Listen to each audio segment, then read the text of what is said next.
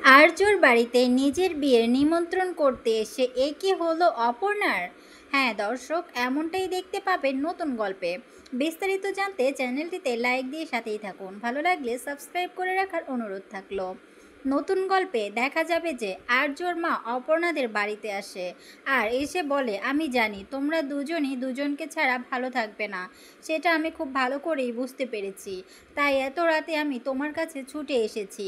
তখন অপর্ণা বলে, সেটা আমিও জানি, এতদিন সব কিছু সময়ের উপর ছেড়ে দিয়েছি।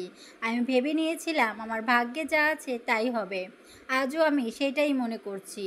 তারপরই দেখা যায় অপর্ণাকে রেখে আর্যর মা সেখান থেকে কাঁদতে কাঁদতে বেরিয়ে চলে যায়।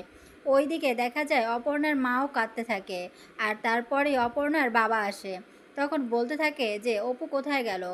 তখনই অপর্ণার মা বলে যে অপু একটু আর্য স্যারের মা এসেছিল তো এগিয়ে দিতে গেল। এটা শুনে সতীনাথ তো অনেকটা রেগে যায় যে সে কেন এসেছিল, সে আমার অপুকে ভুল বোঝাচ্ছে, আমি সেটা খুব ভালো করেই বুঝতে পারছি।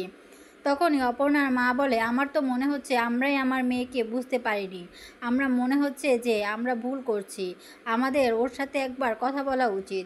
সতীনাথ তখন বলে, কি কথা বলবো, মেয়ে আগুনে ঝাঁপ দিচ্ছে, আমরা কি সেটা দাঁড়িয়ে দাঁড়িয়ে দেখবো নাকি? কিছুক্ষণ পরই বিয়ের কার্ড চলে আসবে। তারপরে দেখা যায় বিয়ের কার্ড চলে আসলেই অপর্ণা হিন্দলকে ফোন করে আর ফোন করে বলে যে কাল সকাল 9টার মধ্যেই চলে আসবেন। তখন হিন্দল জানতে চায় কেন, কিছু হয়েছে?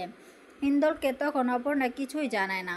পরের দিন দেখা যায় সময়ের আগেই হিন্দল চলে আসে।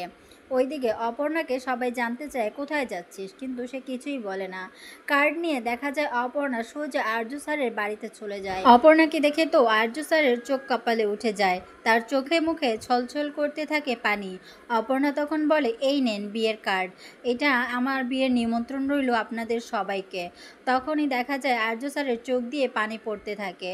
ওইদিকে অপর্ণার চোখেও জল ছলছল করে। হ্যাঁ দর্শক, এমনটাই দেখা যাবে নতুন গল্পে।